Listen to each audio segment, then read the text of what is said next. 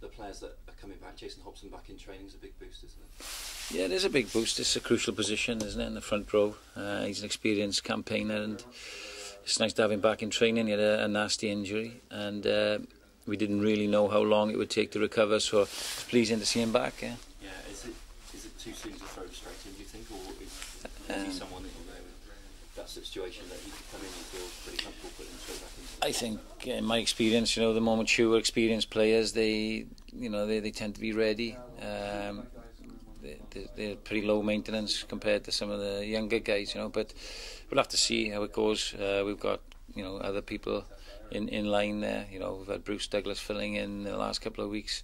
James Hall is recovering from an ankle injury, and of course Gaston Cortez has played really well in the recent A game that we had. So there's still competition there, even though Hobbo's an experienced campaigner. Yeah, and that's key, isn't it? The experience to have him coming back into big games like that. Yeah, it is. Yeah, I think particularly coming home as well. It's a good one to have players reintroduced. But as I say, it's vital for us to have competition for places, and we can't rely on the likes of Hobbo forever. No, and that's a positive. On the negative side of things, Jack Tovey injury. He's looking at a spell on the sideline. Yeah, it's not as bad as we first thought. I thought he'd been shot when he first did it, the way he went down. But no, he's just sort of bruised his AC joint, which is a bit of a serious stinger, if you like. But he'll only be 2 to 3 weeks. So that's positive news compared to what we first thought. Because obviously Jack has only just come back from a bit of a break, and we need him playing some regular rugby, and he's such a versatile player. So yeah, but it won't be long before he's back. Yeah, and of course Brian Rennie's recently come back himself. Is he feeling the effects of that, or is he okay? Yeah, if you've noticed, we sort of integrated him slowly, 40 minutes, 60 minutes, and then another 60 minutes. So he's sort of getting there. He had a horrendous injury and a long rehabilitation, so he's done really well. And we're very careful to manage him. So we're really pleased. We got him off after 55, 60 minutes last week, which was probably at his threshold. So this week and the following, we'd expect him to sort of up that intensity a little bit. Yeah, I mean, you must be encouraged by the performance against London Welsh, obviously not the final outcome and result.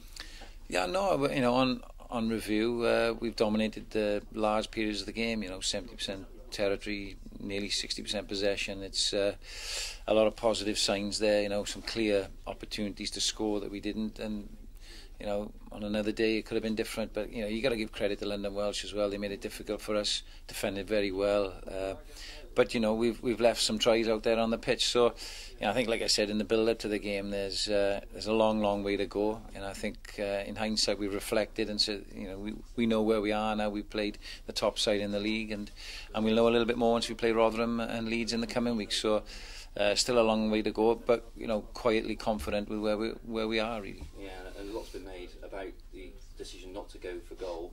Is that something that will continue? Is that something in hindsight maybe you regret a little bit? Yeah, I think we've got an understanding amongst the group here. We're going forward with things. We're trying to own our own space, push the boundaries a little bit.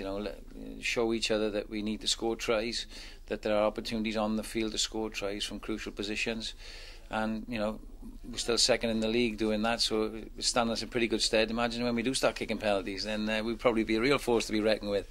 And I think you got to look at reinforce to the players that we won a penalty from a scrum, went to the corner, scored. On the next opportunity, we had opportunities to do that, and there were a couple of opportunities where we kicked for the corner.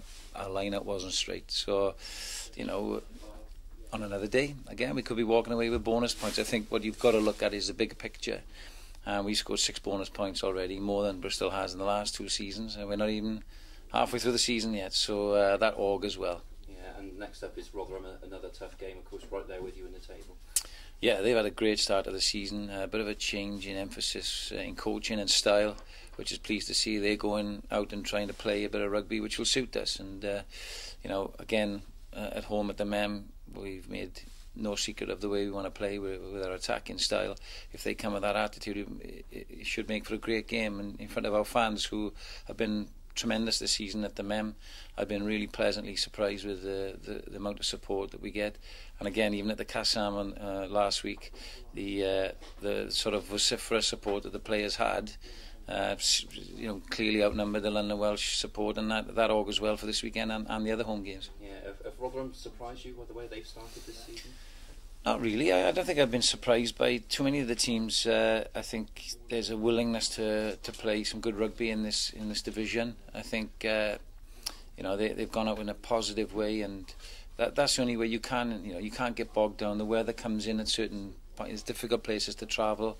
You know, it's an outlook we've taken as well, and Bedford have in the past. So it's really refreshing. So I'm looking forward to the game. I think it could be a real good one, and I think it's two evenly matched teams on the weekend. Yeah, is it good having big games like this, London Welsh, then Rotherham back to back, or was that something you would have preferred not to have had? No, definitely. I think this is a defining period of the season in terms of London Welsh, Rotherham, Cornish Pirates, Leeds. You know, they are four teams I would imagine being the top half at the end of the season. So it gets us, you know, through this first part of the season, understanding fully where we're at and what we need to do in the second half of the season. So Andy and I in particular have relished this sort of block.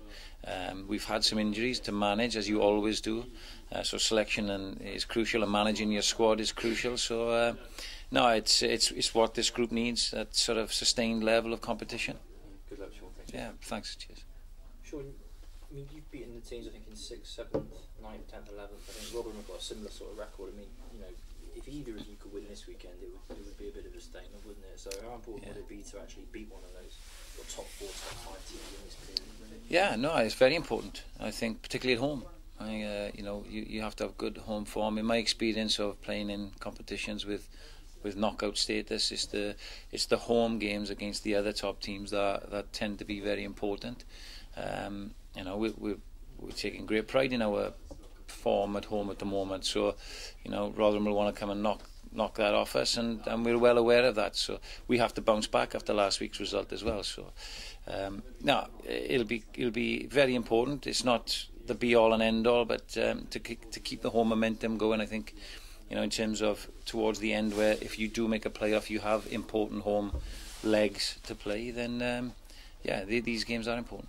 On the thing of going for touch over, going for the posts, I mean, people don't really talk about that until you lose a game, do they? Is that a fair summary? Yeah, no, it's right. No, they don't. They ask questions then, don't they? But, you know, credit to people within our environment. Certainly no questions asked here. We're clear on where we're going and what we're doing, and we'll persist with that. I think it's very important that you know, there's a solidarity in that, and we've got that in this group. You know, as I said, it stood us in good stead until you lose that game, and perhaps had we not gone for goal in the first game of the season, we'd still only be registering one loss now. You know, Cornish Pirates sort of came back and bit us a little bit. You know, but there you go. That's done and dusted. So we'll persist, and when there comes a time, clearly, then we'll take some shots at goal. But for now, we're setting our stall out. We're playing the end game, and it's getting a good mentality in the group.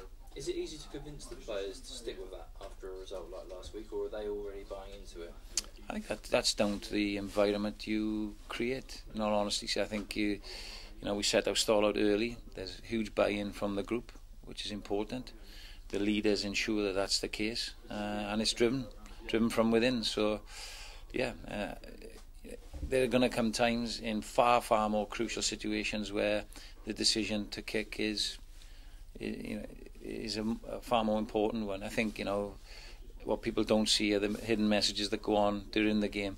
At 14-7 with 20 minutes to go, we probably would have taken the next 3 points to go to 14-10. The mentality of that as a coach is you score a try then to win, not to draw the game. So there's a time and place. We didn't get an opportunity to kick during that time. So, you know, that's how things pan out. But, you know, I think it's for supporters and observers outside to pontificate. It's for us to make the decisions.